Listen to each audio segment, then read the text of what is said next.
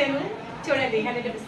ఏంటంటేనన్నా మన ఇండియన్ కరెన్సీపై ఎన్ని లాంగ్వేజెస్ ముద్రించారు అంటే 15.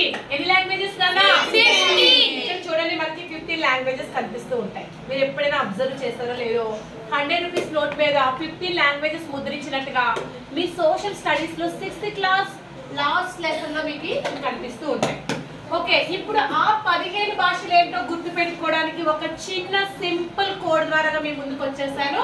అవి ఏంటో చెప్పేస్తాను, అప్పుడు మీరే చెప్పేస్తారు ఇవన్నీ కూడా. ఓకేనా పిల్లలు?